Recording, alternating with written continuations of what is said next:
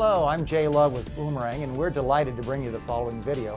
One of the things I wanted to point you to is our website, where there's additional educational materials that we provide on an ongoing basis, whether it's a weekly webinar, ebook downloads, various blogs, etc., from experts from all across the world that will help you be better with your fundraising. Enjoy the video.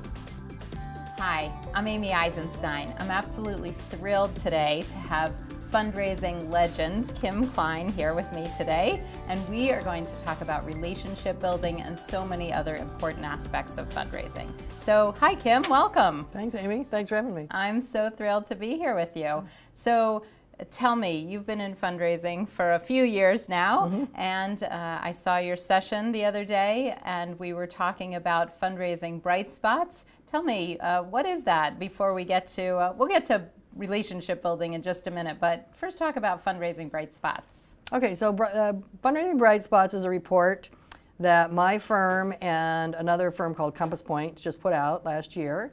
And the kind of short of it is, we're all consultants, right? So we get called in all these groups and they have problems and we help them with their problems, and we write a lot of books about problems and very prescriptive, how do you solve your problems? But somebody had this article about positive deviance. So they had this bright idea that we should look for groups that never called us. And we should say to them, what is your secret? And Compass Point and Klein & Roth Consulting, we work almost entirely with social justice groups. We work with groups that have budgets under $2 or $2.5 million. So we had a very specific niche, and we decided to try to figure out were there a cross-section of organizations across race, across geography, across issue areas who had been able to grow their individual donor program significantly and raise a very decent amount of money from it. And so we put out the word, we got about 200 nominations, we picked 16 organizations, and we really drilled down to see what they had in common. And that's our report. People should read it. It's a great report, actually, and it was very fun work. I love it. What are one or two of the key takeaways from the bright spots? Well, one, I mean, some aren't that surprising. So one was that that your fundraising has to be grounded in a philosophy. You have to kind of think, if I could raise money in any way I wanted, what would be the most mission-fulfilling way for our organization to raise money? Yeah. And I think and I do perseverate on this ever so slightly, because I feel like organizations have lost track of particularly what's the role of government.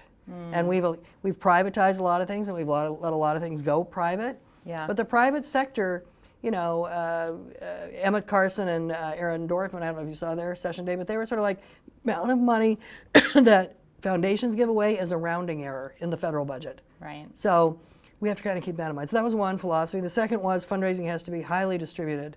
Every single person, janitors, receptionists, social workers, doesn't matter. Every single person has to understand it and know what they can do to help. So yeah, those were two. And then, of course, you know, a lot of the stuff that you talk about, being systematic, being disciplined, using data, you know. Good. So, yeah. Excellent. Yes, everyone should read it. It was a great report. Oh, well, thanks. It's not very long either, I would say. It's easy to read. Yes, an easy read. So also, one of my favorite points that you made yesterday, or concepts that you brought up, was this fundraising experiment form. Would you share what that is and why we should use it? I love that. Oh, I love that too. I'm glad you caught on to that.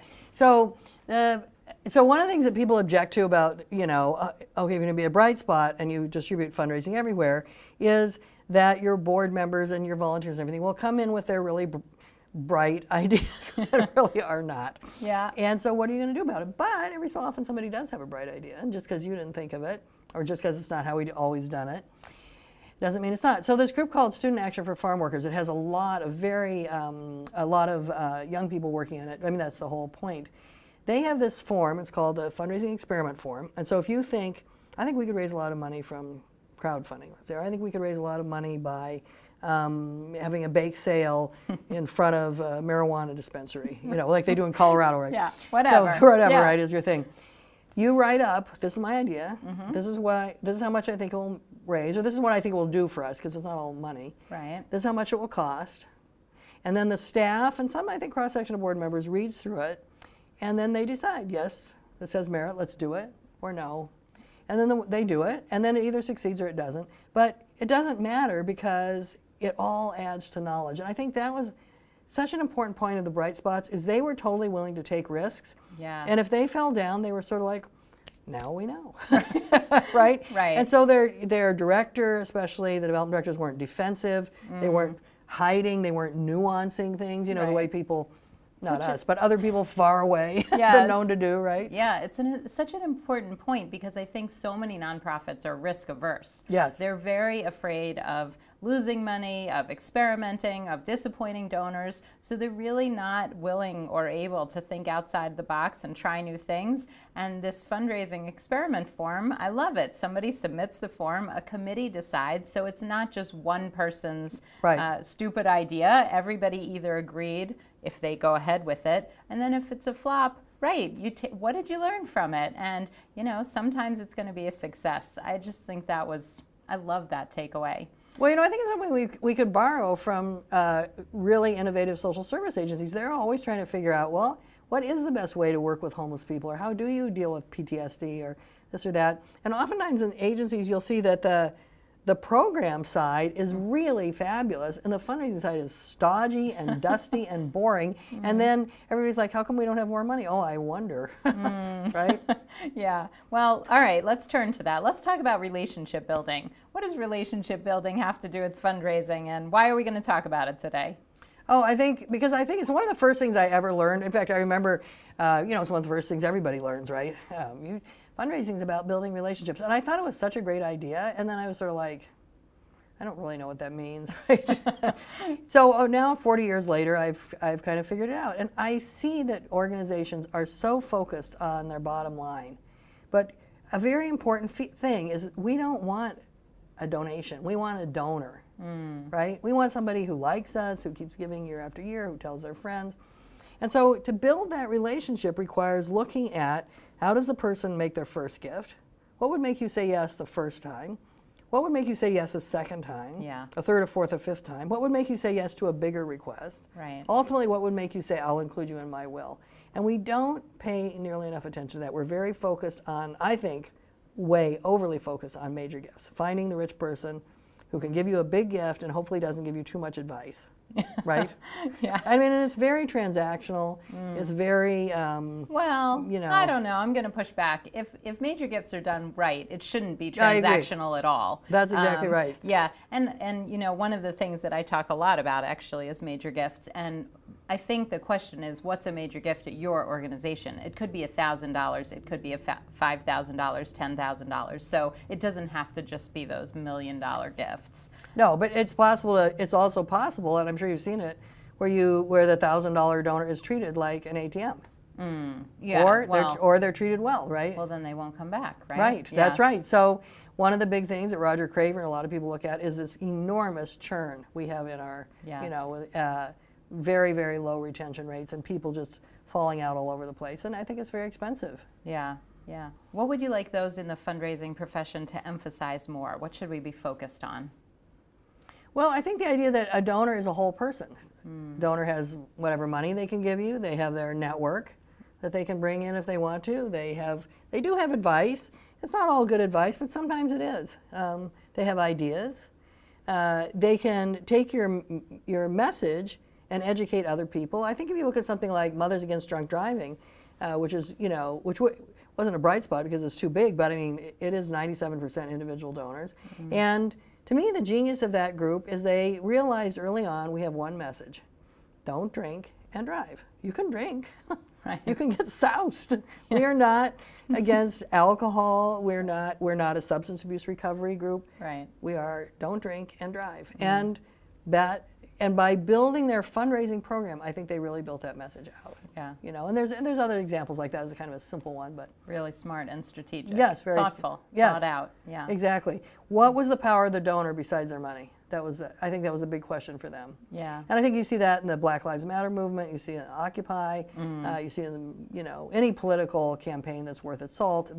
The donors are also the voters. They're also the recruiters of the other donors and the other voters. I mean, it's very, Yeah. you know, it's all part of a piece. Right. And that's what you want all donors to be doing, to be advocates and fans of your nonprofit. Exactly. So hopefully it's not just for the grassroots and politically active nonprofits, but they're the ones that are better at it, I guess, right now, right? Well, sometimes not. I mean, I think, like one thing I like about your work is I think you really do focus a lot on this idea of treating the person as a whole person. And, you know, people fetishize these concepts, like, for example, cultivation. Yeah. We should cultivate our donors. And I believe in cultivation, right? But it's so agricultural, right? we're gonna you know, feed them and grow them and water, and eventually we'll harvest them. And it's like, if you were a donor, would you really like to be talked about like that? It's kind of weird. Right? Yeah, I guess so. I hadn't thought about it that way, but you're right. That is weird. Well, let's bring it home and wrap it up with tips on relationship building, concrete tools or tips or actions that people should take to really build those genuine relationships. All right, so, well, none of this is going to be earth-shattering or original. I always say I've never had one original thought about fundraising. Everything I've seen, I took it from the public domain. But number one, thank before you bank. Thank. No one ever feels appreciated enough, right? Yes. And be genuine about it. I see groups that they send out, you know, the only thing you know for sure that your donors are going to read is your thank you note. They don't read your e-newsletter. Maybe they do, but you know, you don't know that. But they read the thank you note, and people send these crappy form thank yous. I'm like, seriously? Right. Every thank you should change the content of it every couple months, right? Yeah. I actually say it doesn't matter if you thanked your donors. It only matters if they feel thanked. Yeah. Yeah. That's So, great. yeah. I like that. I'd probably steal it. It doesn't matter if you thank them. If they don't feel thanked, it's like you didn't thank them. So you might as well thank them well so that they feel it. Yes. Right? Yeah. So they feel appreciated, right? Yeah.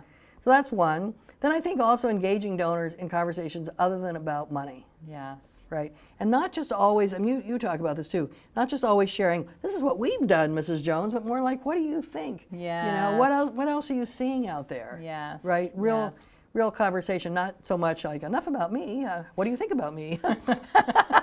I love that. That is so great. Well, listen, Kim, it's been an absolute pleasure. Thank you so much for coming today and being part of this. Well, thank you for having me. I really appreciate it.